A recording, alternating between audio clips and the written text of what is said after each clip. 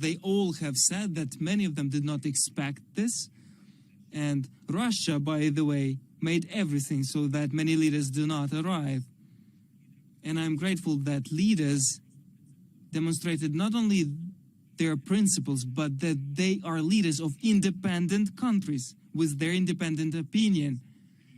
And they have shared the various opinions on this summit. You know that, and that is very serious, that we were set since the very beginning that we will change the format of this summit, that leaders will have an opportunity of a full broadcast, and it happened that way. It was important for us so that the societies of the world, of various continents and countries, heard what leaders said.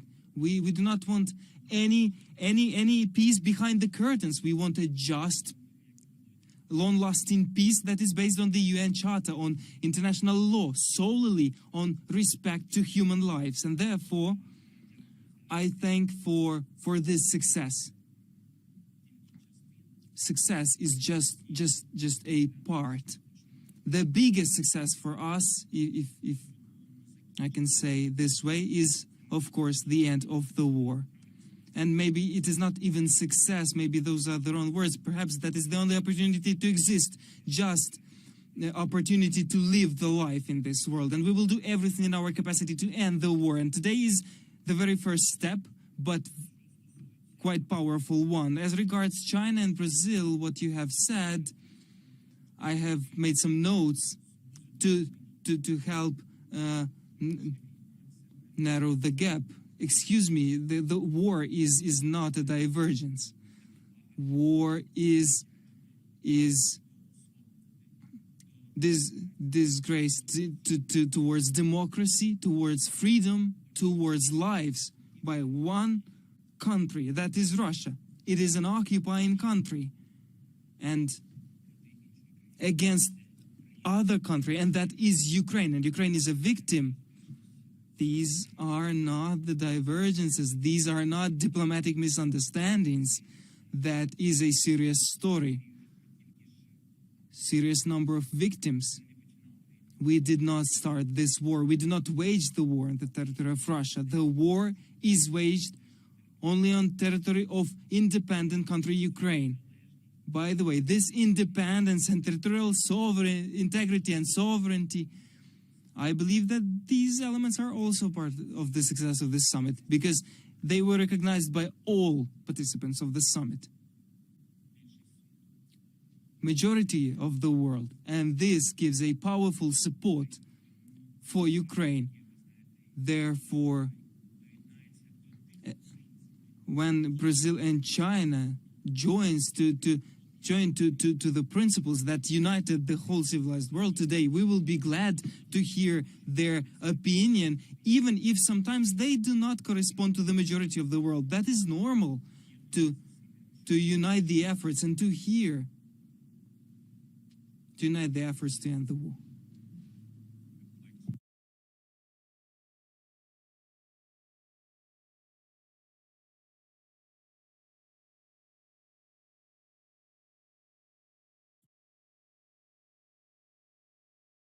We here in Oslova, Channel 24, we are saying that we are ready to hear all the parties of the conflict, and we are preparing for the peace based on the international law, and this international law indeed exists, that is based on the UN Charter and international law. And Ursula von der Leyen also said in the aftermath of the summit that Putin and Russia will be invited to the negotiations when they are ready to move to peace that is based also on the UN Charter. But Mr. President, we see that Russia does not seek the just war. They today and yesterday, they come up and they are saying about some abnormal territorial realities.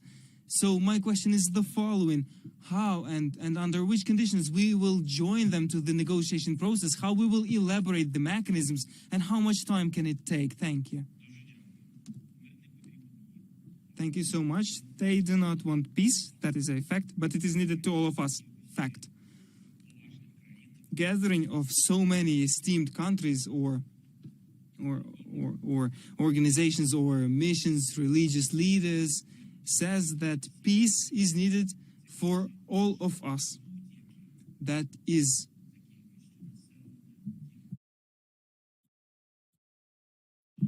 more in terms of population, in terms of territory, in terms of weaponry. It is more, this world is more in these dimensions than any aggressor.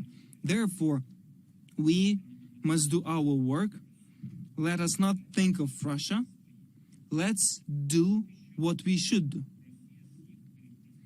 For now, Russia and their leadership are not ready for a just peace. That's a fact. In contrary, the loud statements say that. Firstly, I believe that, and I do not want to count their tragic historical mistakes, starting from the occupation of Crimea and Donbass and then full-scale invasion. Those are their mistakes, but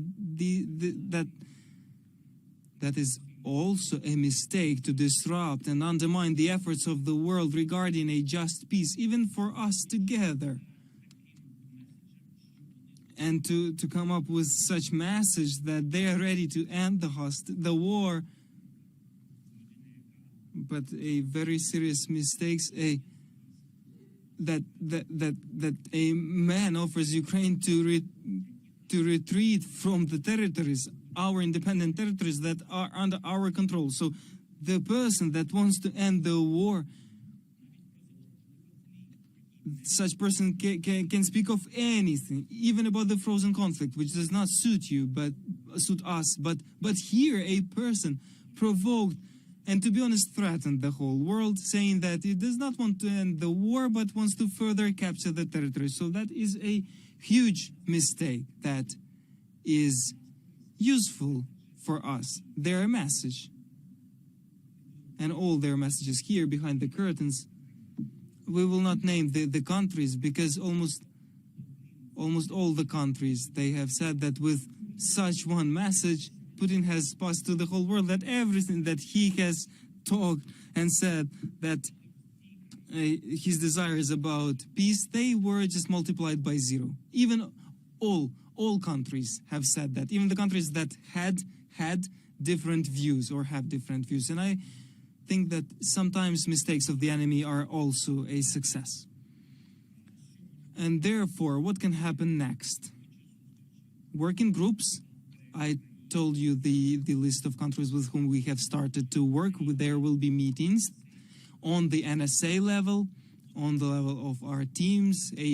Plans will be elaborated first and foremost in these 3 points, and there are there was a lot of preparatory work done. Some of it was not public, but there are no big secrecies there. But we will have a concrete plan, and I believe that after all these meetings that we must organize properly and must organize everywhere. For sure, we are part of Europe, geographically and mentally, but it is important that all these meetings are on various continents, on territories of countries that perhaps are not united with us by borders, but are united with us in values, and that is very important. Therefore, such meetings will take place in Africa, in Latin America, in Asia, in Europe, and we are now directing our efforts on this. Afterwards, we will have a plan, joint plan.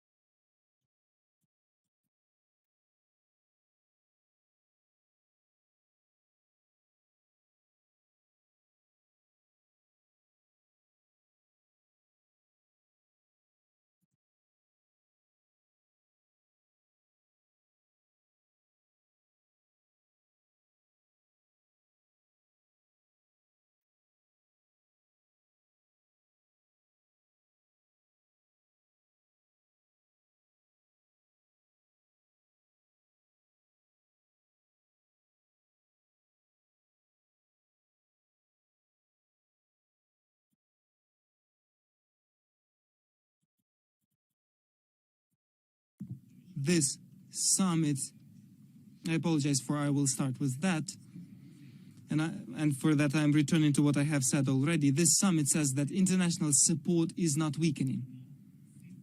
It is strong. In contrary, I believe that a lot of other states have joined. Regarding the support, it is different. You know that journalism is also a weapon. And your word is also a weapon that defends truth and defends our country now, our values. And therefore, the countries are joining not only with this or that military package. There is humanitarian support, there is political support, and the word of the world's majority is important to us to put pressure on Russia for it to end this unprovoked, unjust war. You can put pressure in two ways. The first one is diplomatic, yes? And with what we can, with what we use, the diplomatic path, peace summit, meetings, joint plan, that is this path. And as regards the second path, you are right.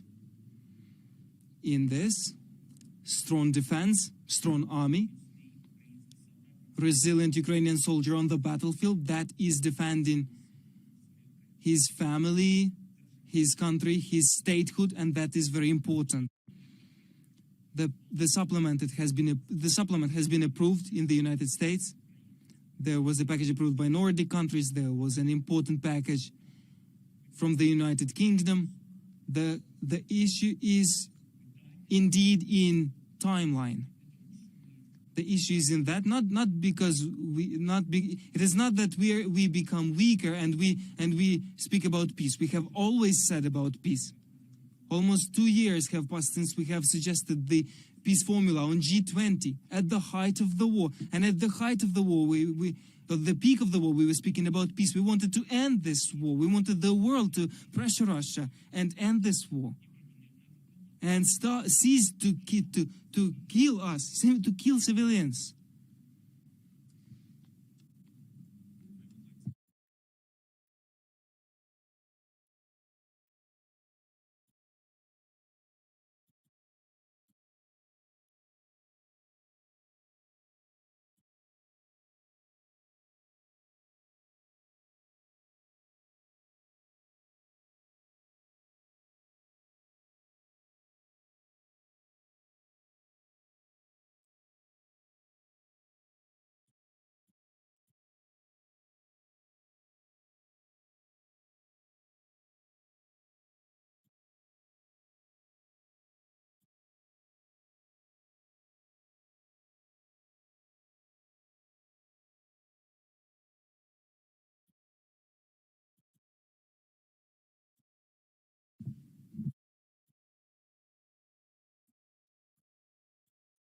On this summit, many countries, as you have said, wanted the involvement of the representatives of Russian Federation. And at the same time, the majority of the countries do not want to shake hands with them, just for you to know. So there are various opinions in the world, and it is absolutely just that there are different opinions, and they have the right to be loudly stated. Therefore, consensus was elaborated, because we clearly understand what we are talking about. Russia, I do not want to repeat it, but if you ask about it, Russia has blocked any initiatives even before the full-scale invasions. In our working group, we had around 200 meetings in Minsk format where no single question was solved. All the blockings were from Russia's side. Why? Because it was not beneficial for them to end the war. And the proof of that is the full-scale invasion. And not only the evidence of that, but that is their true desire. Therefore, we have selected the right process, the peace summit, and then the elaboration of a respective detailed plan. And then when there is this proposal, then Russia will not be able to block even the start of the peace plan. And if one has the detailed plan, then this approved plan will be passed to the representatives of Russian Federation. And then we with you will see if they are ready to end the war. These are the conditions of the dialogue with the occupiers.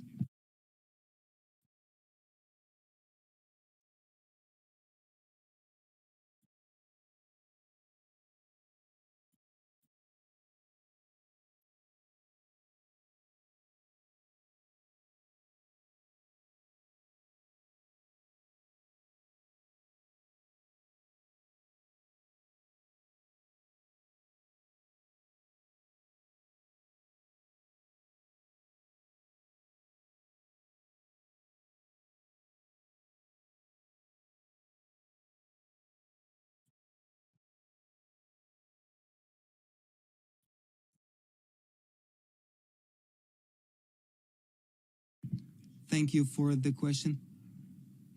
Firstly, not signing, but joining too, because when people join to communique, it says that communique is open, and even countries that are now thinking of joining, they have certain consultations at home, and there are other countries that have been represented on the other level. They will need to come back to this topic, and there are various representatives and different opinions, and we need to respect the opinion of all people if they're not occupiers, it seems to me. Therefore, the potential quantity will be increasing, and that is understandable. There is also a number of countries who could not be on the highest level, and these countries will join to communicate. In any case, we will see. Regarding the numbers, they are understandable. All 84 countries joined immediately. That is a very serious result, and I believe that is a great success. As regard the potentially problematic countries, I believe that that the whole world has not potential but real problem with Russian Federation. Not the whole world has understood that for now, because it is we that we have at war. Our neighbors understood it very well, because tomorrow they will have the war. And all Europe absolutely understood everything. That the day after tomorrow, Comrade Putin, he will come, because that is his goal. And it is very important that what the representatives of African continent say, of Asia, that blockade of the Black Sea, it was not Ukraine who blocked it. Everybody recognizes that Russia blocked and brought hunger, poverty, and problems to the territory of these countries, where it is just the same human beings who live. And that is, I believe, is the biggest problem. And the fact that certain countries, they have their view on the war in Ukraine. It is difficult for them. There is a great, long-lasting historic influence of the Soviet Union on relationship with these people, and all that has its influence, of course. Truth will anyways find the way and approach to anybody.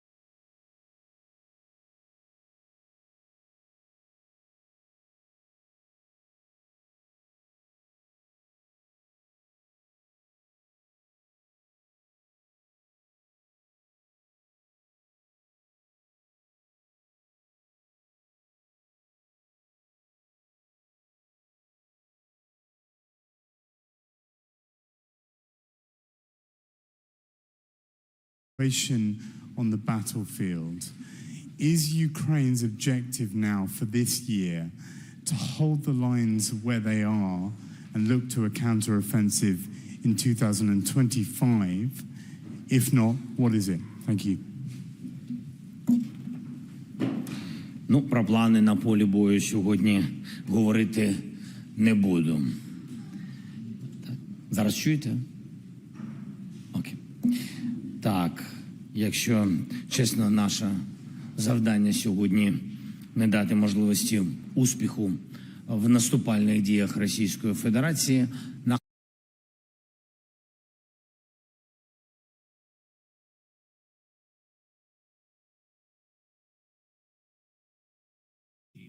Thanks to our warriors, and I believe that in the near future, thanks to our partners, there will be strengthening of our warriors, and there will be answers to the aggressors on the battlefield. These answers will be stronger. As regards the war, I would not think what will happen in 2025, etc. It all depends on two factors. The first one is our might on the battlefield, and the second is our diplomatic work. As regards the diplomatic work, if we succeed in everything or almost everything, we will reach the second summit. On the second summit, you are asking what will be with Russia on the second summit. It will demonstrate that their presence there will demonstrate their willingness to peace, that they have decided to end the war. I do not want to play with words. They decided to, or they were forced by the world. For us, Ukrainian citizens, it is, we are fighting for the world to make them. But for us, the most important thing is the result, and the result is the end of this war. And as regards negotiations with Russia, I think that I stated it in detail. Russia can start the negotiations with us tomorrow, not waiting for anything. If they pull out from our legal territories, that is respect to United Nations Charter.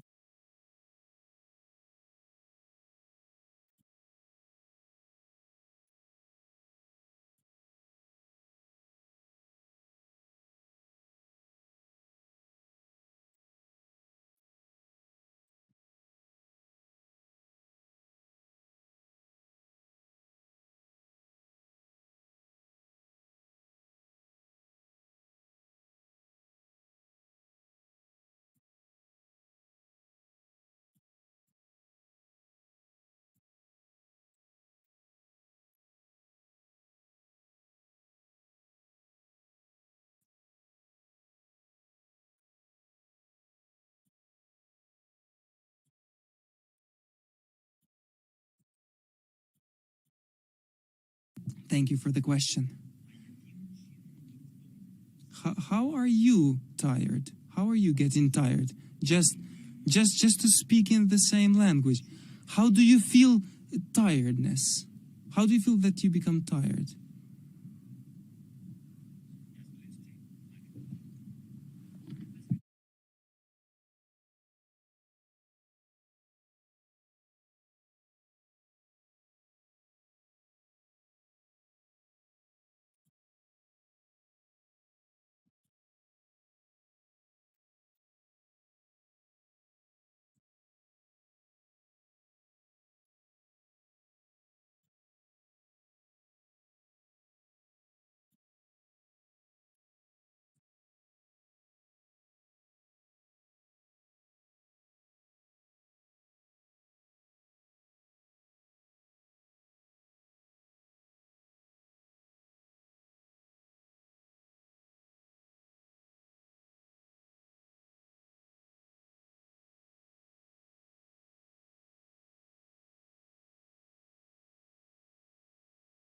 Thank you so much. Thank you. And thank you for you are not getting tired and are helping us. And thank you to your leadership. We will know who is getting tired in here. We do not have the issue of fatigue. Our issue is survival. it is survival, because Nazi Putin has come to destroy us. He has this idea X. A person arrived to your apartment with knife and machine gun. What will you do? You will treat him, dance, entertain, or you will defend your children? What is your first reaction? That is our reaction. We have an understandable human reaction. We are very grateful that we are being helped. But I do not believe that because of this aid, one can get tired, because this is not the price for the war, not that price for the democratic life that is in Europe. I do not envy. I just want to tell you that Putin will not end the war in Ukraine. Believe me. Believe me, it will be the same as it was before the Second World War. The same thing will be in the future. He will proceed, and then nobody will think about fatigue. Everybody in Europe will be thinking about survival, about migration. Yes, that is what will be. Therefore, we need to simply stop this person in any way. Today we are now speaking about the peace process. We are suggesting peace process. Let's do it diplomatically. People in Ukraine, it is difficult for them. We, all people in Ukraine, we understand how difficult it is. And in any case, because of the war, everyone is getting tired. And that is a fact, that is understandable. But this is the issue of survival, you understand? He entered, he took lives of people with his military. You witnessed it. They were raping women, children, stolen 20,000 kids. Imagine. Somebody has recently said, yes, it says David and Goliath. You just need to find some understanding. Shall we forget about 20,000 men? People? That is, we are speaking only about children. The same is about adults and with these crimes. How one can forgive this? I truly don't understand. And you know what is important? It is important why somebody whose kids are at home tells us what to do when our children are located somewhere, kidnapped. That is unjust. Therefore, it would be much desired that the world is not tired.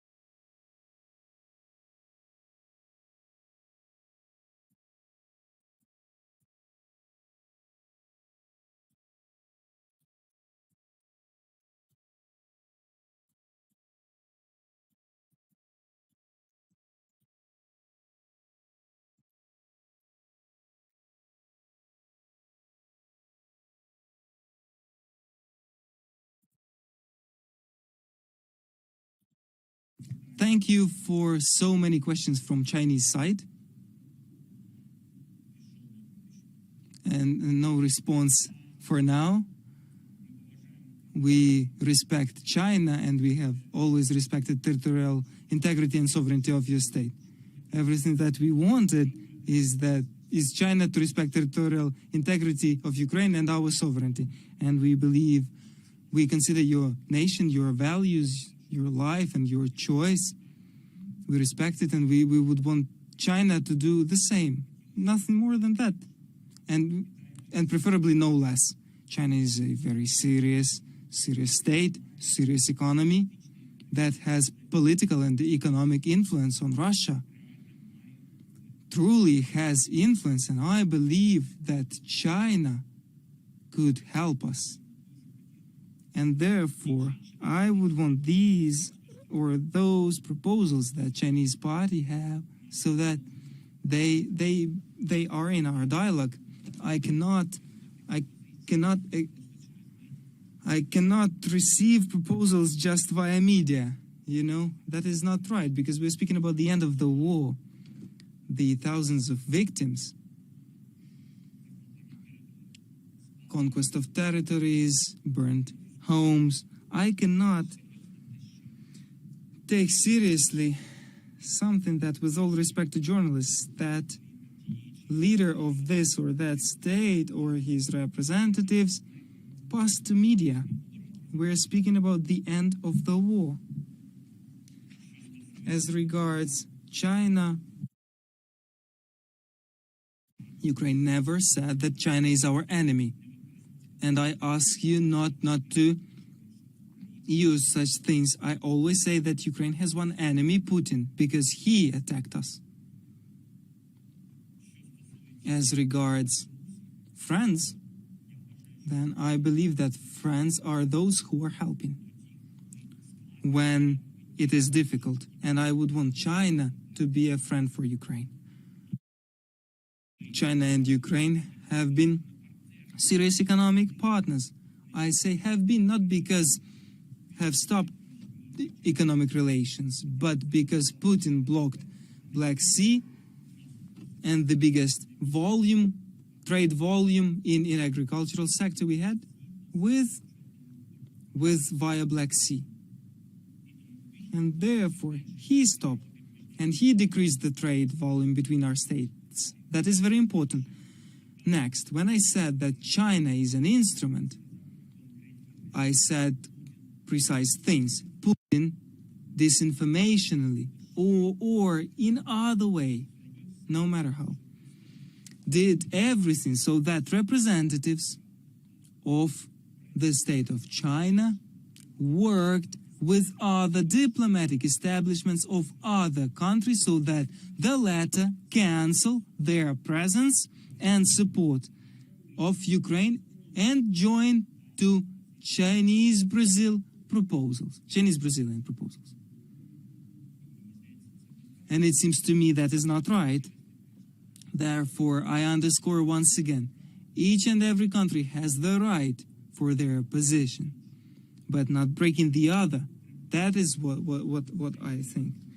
We need to respect one another. That is everything that I want, so that we respect. All I want is peace to my country.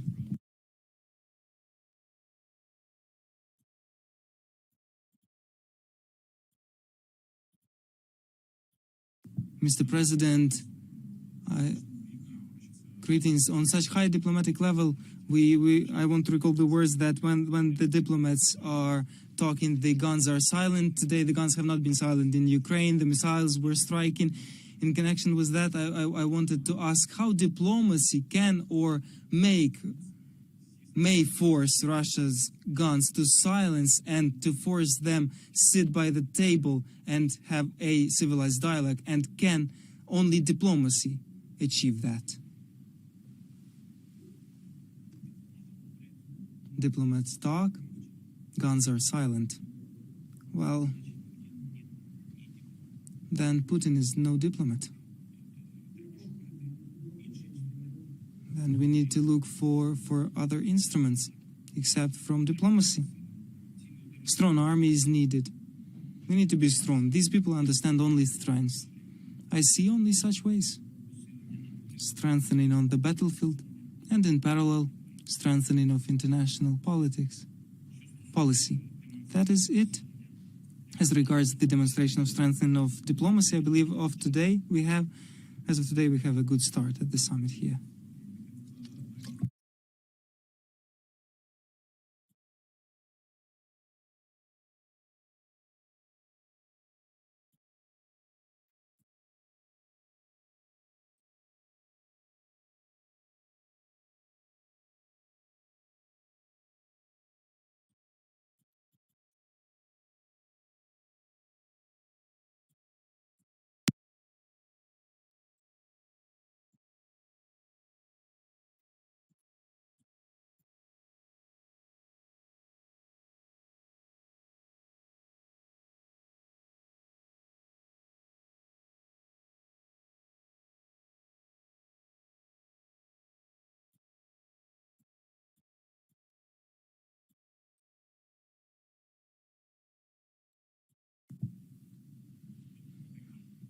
there is aid. There are serious packages. Is it enough to win? No. Is it late? Yes. Will there be strengthening of these packages? We are working on this. We are working on a daily basis. Thank you.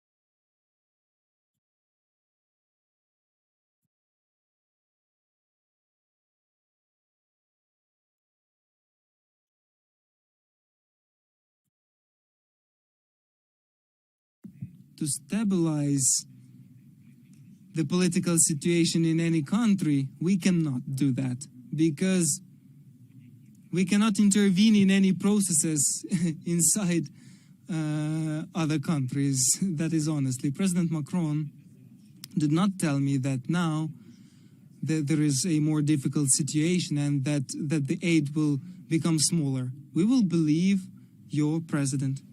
I trust him.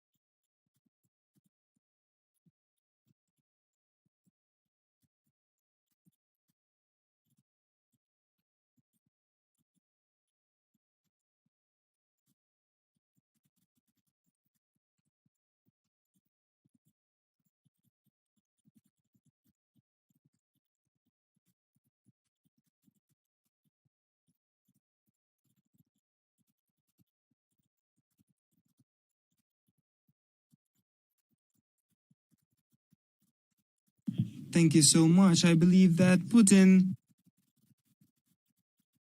is fighting only for himself. Honestly, he understands that he's isolated. Isolated, not fully. You are right in this. Unfortunately, there are people who are still balancing, despite all the terror that he brought, not only to our state. There are many countries in the world, in Africa, Syria, everywhere. Nonetheless, there are people who are balancing, unfortunately, and he understands. In my subjective opinion, maybe it's not objective, he's fighting solely for himself. How can he fight against the isolation that he has now? Because he's no longer a member of G8. He's not a player, and for China, he's also, to be honest, not a player. I'm sure in that. We have raised this issue. I'm sure in that. They all understand that he will end either respecting the international law, or he will attempt some radical things that will lead anyways to his isolation. And therefore, I believe that he is thinking about bipolarity of the world. He is trying to divide the world in this way because he cannot exit the isolation. So he needs to make everything that somebody joins him. And our task is to do everything so that skepticism, let skepticism be skepticism and not take part of Russia. Our task is to make everything so that his society understands his isolation, so that he has pressure inside Ukraine, and then there will be an opportunity to end this war diplomatically. Although I think that he has in plans, he thinks that he is capable of dividing Europe and other alliances. via provoking the invasions to other countries, including NATO, for indeed trying to break the unity. You understand? Because people will react different ways to this. We need not allow that. We must not allow that, and Ukraine is a key. Unfortunately, we pay with our lives, but nonetheless, until Ukraine stands, the world has chances to prevent the global war.